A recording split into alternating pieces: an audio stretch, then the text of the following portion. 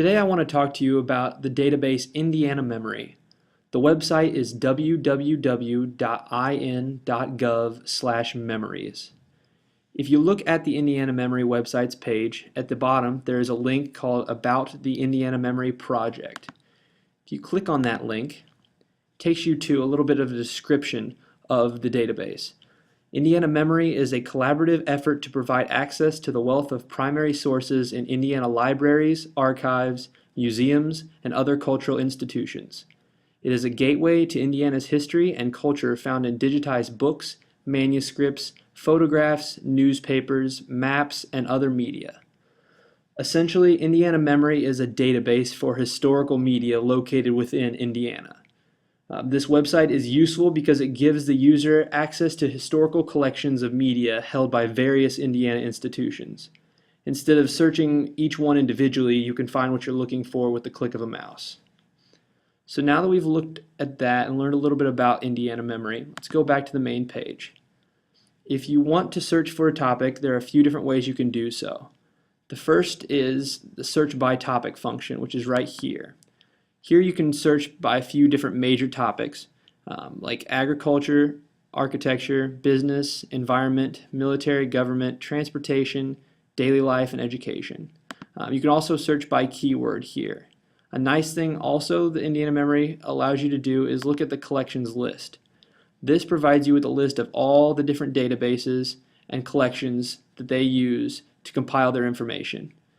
So if you see there's a lot of different universities, different libraries and things like that. If you click on them, they will actually take you to the website's page for each individual collection and allow you to search through them specifically instead of Indiana Memory's website. So let's return to the main web page. Let's say we wanted to search for a topic in government. So we would hit government and hit the little magnifying glass function. That will take you to a page like this. This page consists of 487 different items related to government or legislature. That's a lot of different items, and we kind of want to narrow it down a little bit. So let's try by searching the keywords.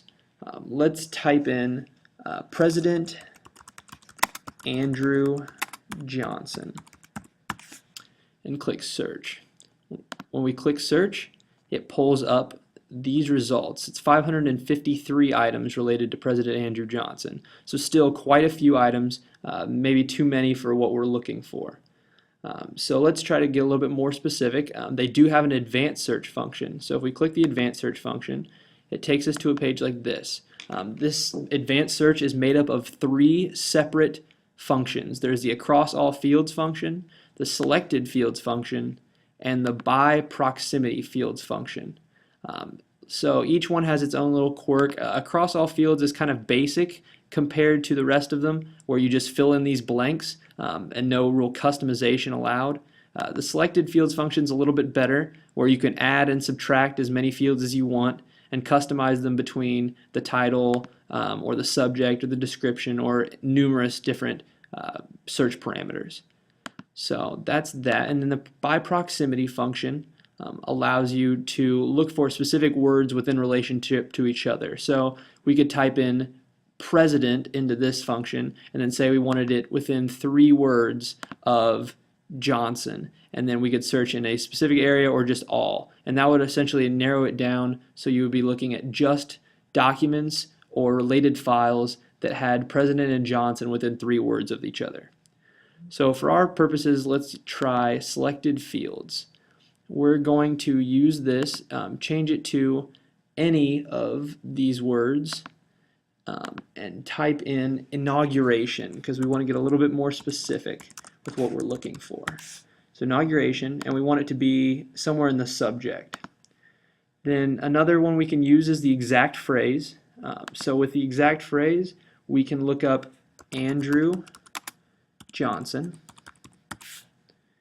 and say we want to look specifically in the title. So those are 2 different things that will narrow down our search. We're going to leave it on search all collections because no matter which way we go, we don't necessarily know where we're looking for these items. We're just going to look through every database that they have available. So we will hit search, and that takes us to this. This is the result page, and we actually got it narrowed down to one result.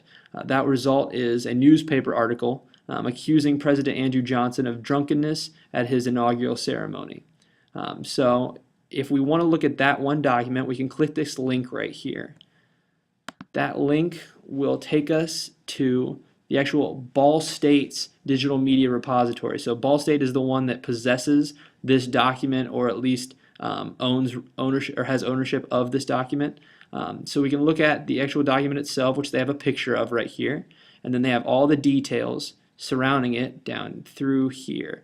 They actually do have a full text citation, so not only can you read the document by looking at the picture, but you can also read the full text citation below, which is nice. Also, if you wanted to save this and export it later, you can hit Save Image As and save it, or you can email it to yourself or someone else using the email image function. This is nice, so then you can do whatever you want with it, whether you want to print it or post it in some form or fashion. So if we hit Save Image As, and then we go back to our desktop, we will see that we actually have a copy of the image right here. That can be done with all kinds of different things, and you can go ahead and print that, you can burn it, you can do whatever you want with that image. So returning to where we were, we can look at the different credentials of the information we see and see if it's a credible source and see if it really is what it says it is. So if we look at it, it was held by Ball State, obviously, but it was originally from the Boston Post. So the Boston Post is obviously a pretty reputable source, pretty credible. It's from the 1865 issue, so obviously it's not the newest of issues, but it is historical. And then if you look at the copyright, it has the copyright, the Dan Quayle Center at Ball State University, and other information regarding the item. So if you needed some background information or needed to check the credibility of the item, that would be the way to do it. So that is a brief overview of how to use the website Indiana Memory. Hopefully that this tutorial of the database has helped you along with your researching. Thank you.